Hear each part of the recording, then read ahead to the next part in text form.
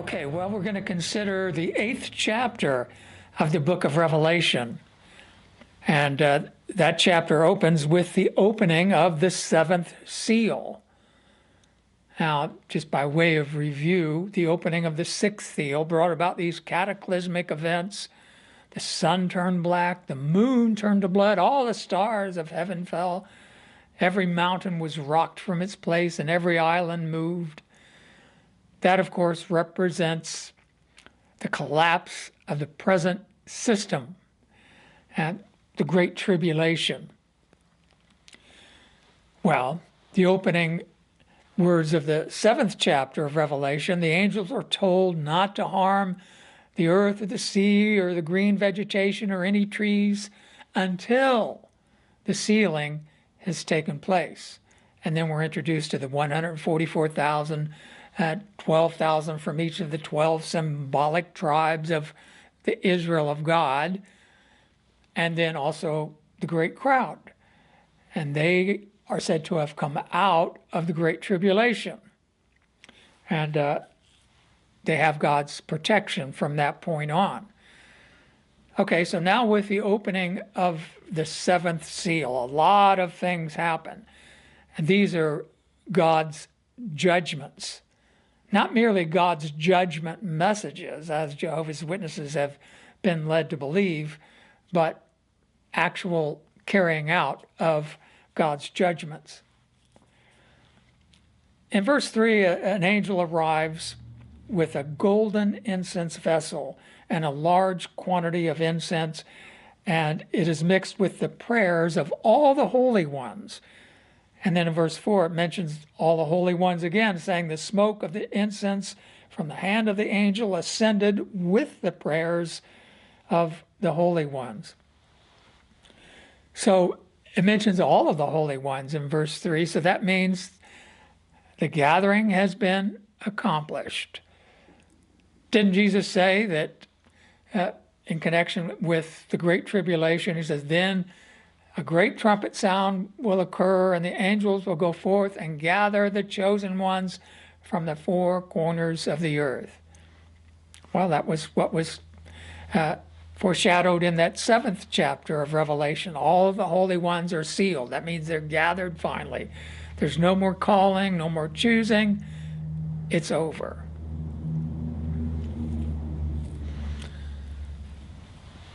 It's interesting that the Apostle Paul said that the holy ones, the called ones, had been brought to stand before a heavenly Mount Zion. And if you recall, when, of course, he was alluding to the Israelites after they had come out of Egypt, they were brought to the foot of Mount Sinai. And Jehovah is said to have come down upon the mountain in a fear-inspiring display. And Moses, of course, went up to meet him. Well, interestingly, this angel takes his incense vessel, after the offering up the incense, and he fills it with fire, and he throws it to the earth. And it says immediately there were thunders and voices and flashes of lightning and an earthquake. And the 7 angels with the 7 trumpets prepared to blow them. So again, we're reminded of the Israelites at the foot of Sinai. There was smoke, there was earthquake, there were fire and trumpet blasts. And Jehovah's voice was heard on the mountain, at least by Moses. And it's significant that that is when God gave the law covenant to Moses, which he mediated with the Israelites. And that covenant was established on that occasion. Well, we know that there is a new covenant that God has established with spiritual Israel, the Israel of God, as Paul called it. And Paul referenced the Lord's evening meal in the 11th chapter of 1 Corinthians, and he was explaining how that sacred occasion is to be observed. And he said, as long as you do it, you keep proclaiming the death of the Lord until he comes. Until he comes. When he comes, the celebration of the evening meal is concluded. Why? Because that's the fulfillment of the new covenant. The purpose of the new covenant is to create a new creation composed of 144,000 who will be immortal and serve in heaven with Christ. So when Christ comes, that's the end of Christianity as we know it. There will be no more preaching, no more disciple making, none of that. Jesus said the good news will be preached and then the end will come. Not the end of the system, the end of the preaching. And I've spoken about that in a number of videos and written articles on it. But so that's what is represented here with the voices and the earthquake and the thunders. It's the conclusion of God's new covenant, because the 144,000 have all been sealed, and secondarily, the great crowd have been gathered. So now God's judgments begin. And it's important to understand there is a distinction in the way these judgments are carried out by the blowing of these horns.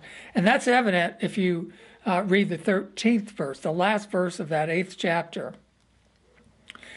John says, I saw and I heard an eagle flying in mid-heaven say with a loud voice, Woe, woe, woe to those dwelling on the earth, because the rest of the trumpet blast of the three angels who are about to blow their trumpets.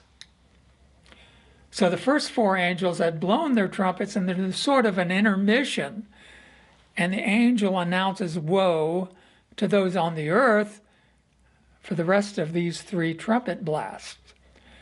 So the first four trumpet blasts are not woe, woe, woe for those dwelling on the earth. There's a distinction.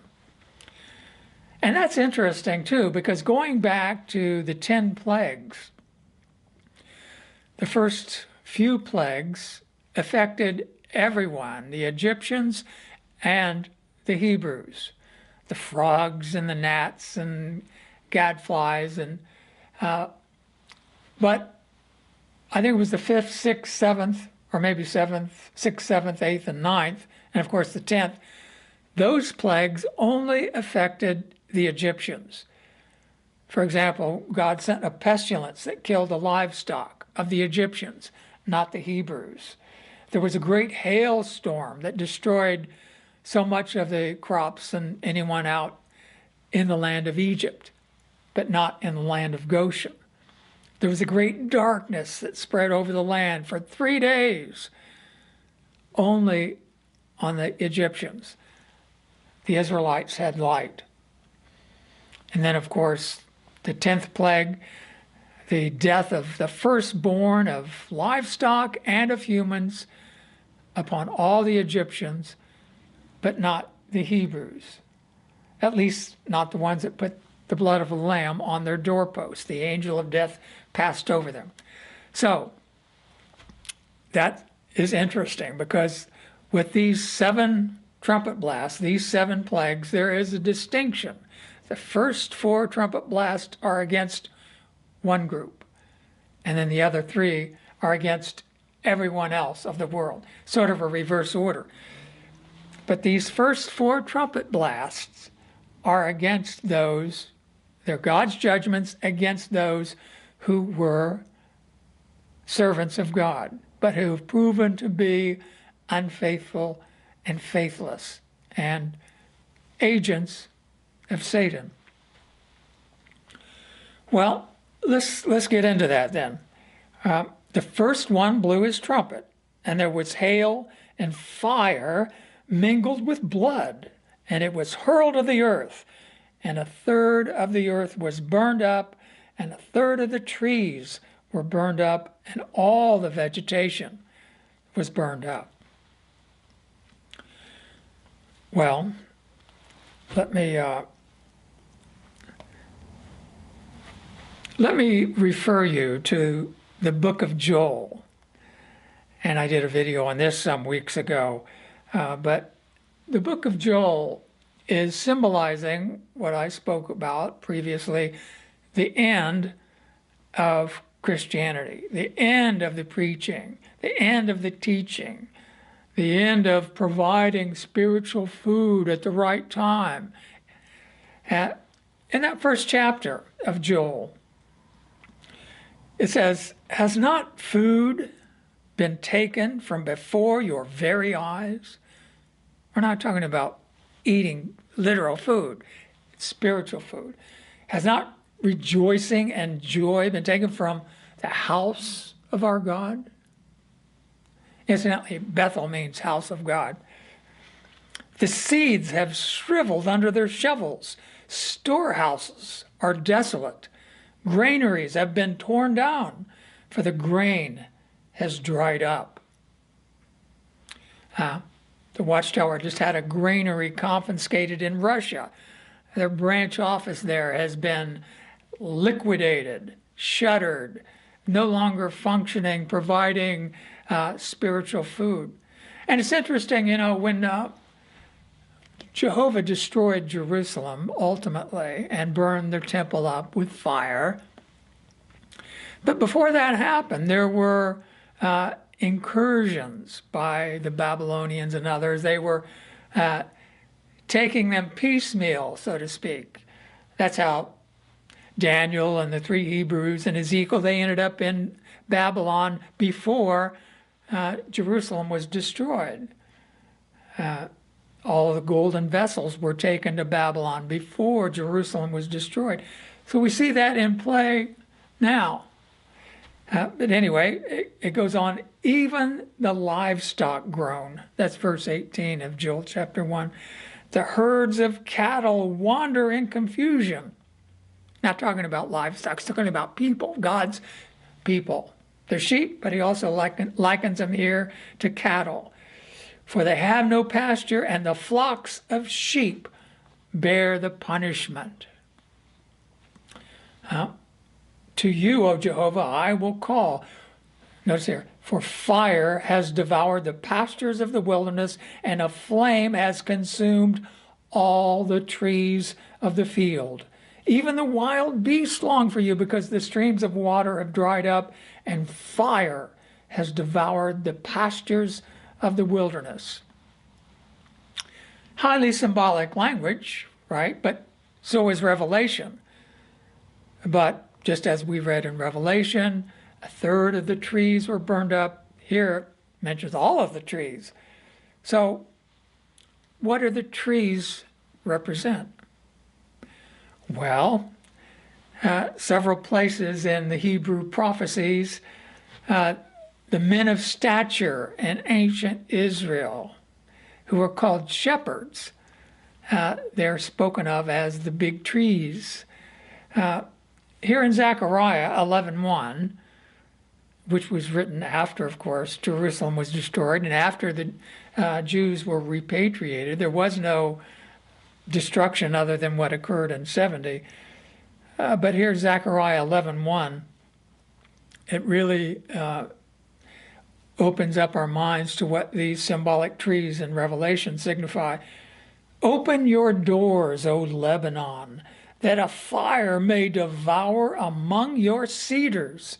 Howl, O juniper tree, for the cedar has fallen, because the majestic ones themselves have been despoiled. Howl, you massive trees of Bashan, for the impenetrable forest has come down. Listen, the howling of shepherds, for their majesty has been despoiled. Listen, the roaring of maned young lions, for the proud thickets along the Jordan have been despoiled." So this symbolizes the destruction of God's earthly organization, his arrangement. It will have accomplished its purpose, as I said, if The 144,000 have been gathered, and the great crowd is in a protective. Why does God need an earthly, visible organization? Why does he need elders and teachers and circuit overseers and a governing body? They're the men of stature. Doesn't necessarily mean they're destroyed. They're just no longer functioning in the capacity which they had been. The impenetrable forest. They had God's protection up until they don't. And once it's removed, that's it for them.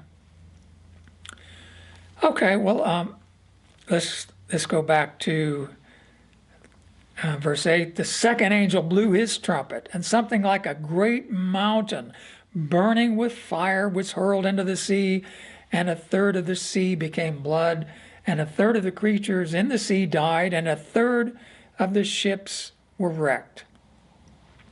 I think I'll just go ahead and read the blowing of the third trumpet, at which point it says, and a great star burning like a flame fell from heaven, and it fell on a third of the waters and on the springs of waters. The name of the star is Wormwood. And a third of the waters turned into wormwood, and many of the people died from the waters because these had been made bitter. Well, I'd like to read an excerpt to you from the book Jehovah Himself Has Become King in my commentary on the book of Revelation. It says, my comment is, the denunciation against Israel in the second chapter of Isaiah is quite similar to the judgments connecting to the blowing of the first two trumpets. For example, the prophecy calls for all mountain-like institutions and massive tree-like personalities, as well as all desirable boats, to be brought low before Jehovah's splendid superiority. So Isaiah 2, verses 10 through 16 reads, enter into the rock and hide yourself in the dust because of the dreadfulness of Jehovah and from his splendid superiority. The haughty eyes of earthling man must become low, and the loftiness of men must bow down, and Jehovah alone must be put on high in that day. For it is a day belonging to Jehovah of armies, or the day of the Lord. It is upon everyone self-exalted and lofty, and upon everyone lifted up or low, notice, and upon all the cedars of Lebanon that are lofty and lifted up, and upon all the massive trees of Bashan, and upon all the lofty mountains, and upon all the hills that are lifted up, and upon every high tower, and upon every fortified wall, and upon all the ships of Tarshish, and upon all desirable boats. And the haughtiness of the earthling man must bow down, and the loftiness of men must become low, and Jehovah alone must be put on high in that day. Well, let me go ahead and read my concluding comment. It says that, as was the case with God's dealings with apostate Israel and Judah, Jehovah did not simply remove wicked men from his holy mountain.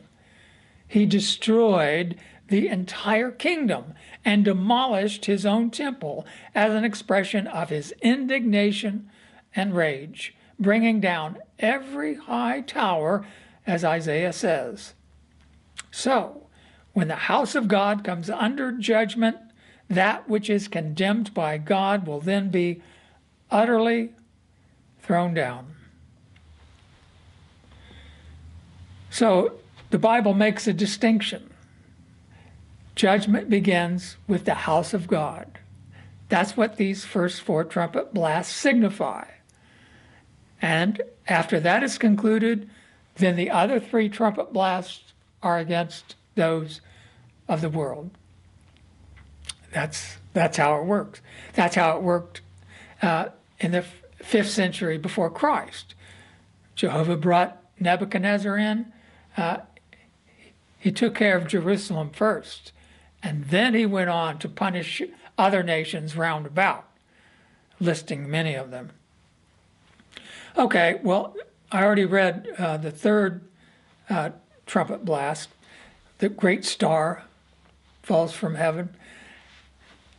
I want to read to you the Watchtower's commentary on this in the book Revelation, its grand climax at hand.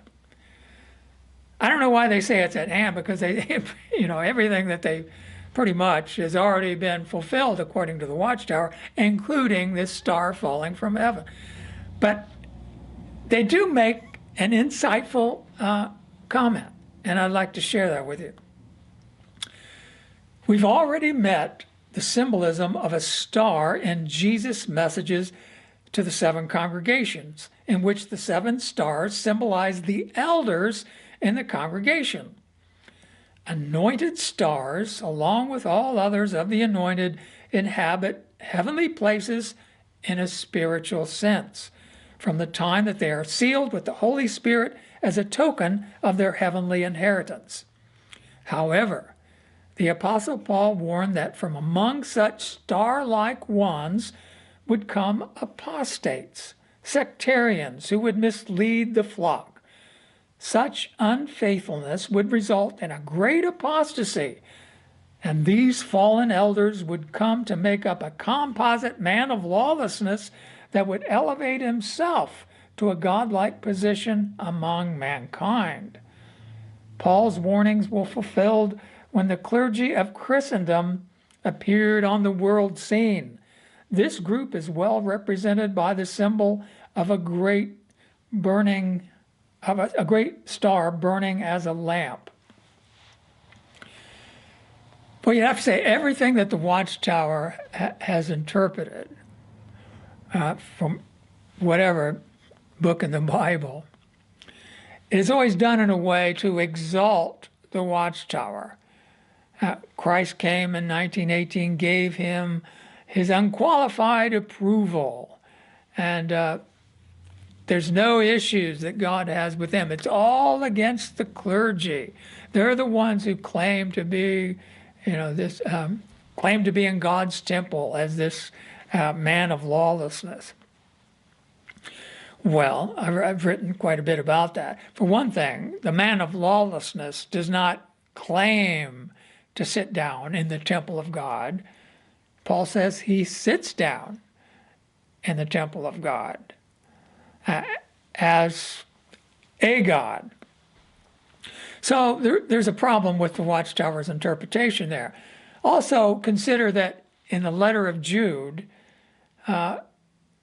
Jude describes those who are like rocks hidden below water at your love feast while they feast together with you. So these rocks are inside Christ's congregation. It says they're feasting together with you. Notice they are shepherds who feed themselves without fear. They're anointed elders. Waterless clouds carried here and there by the wind, fruitless trees in late autumn having died twice and having been uprooted, wild waves of the sea that cast up foam of their own shame. Notice, stars with no set course for which the blackest darkness stands reserved forever. These characters cannot be clergy. That's why Jude was writing, to be on guard against these men who are hidden within Christ's congregation. Remember in Zephaniah, God's judgment comes against those prominent men who are congealing at the bottom of a cask of wine, congealing upon their dregs, saying, Jehovah doesn't see us. He won't do anything good or bad. But these shepherds feed themselves along with God's people. What does it mean they've died twice? second death. They've had the second death pronounced upon them, just as with the man of lawlessness. He is called the son of destruction. No hope of a resurrection. So these are the stars that fall from heaven. Those who look to them for guidance will lose their way. And those who look to them to feed them, continue to feed them, they'll end up drinking poisoned water, wormwood. So think about it. The Watchtower has set itself up as the spiritual paradise. It's the reestablishment of Christ's congregation, streaming up to the mountain of Jehovah right now. You have to be in this organization at this time. But the whole 1914 thing is a delusion. Christ has not come yet. When he does, what credibility will the Watchtower have? None, really. Only those with faith will be able to go forward, but not within the structure of the Watchtower. They'll have to leave. And if they want to come into the kingdom, because what God has used up to this point, the kingdom has used it. When it's accomplished, then the instrument it has used is destroyed. That's what God did with Israel, right? As corrupt as it was, it produced and accomplished God's purpose. It produced the Messiah, and it produced many Jews who had faith, who accepted Jesus. Jesus took them out of that pen and led them into another arrangement.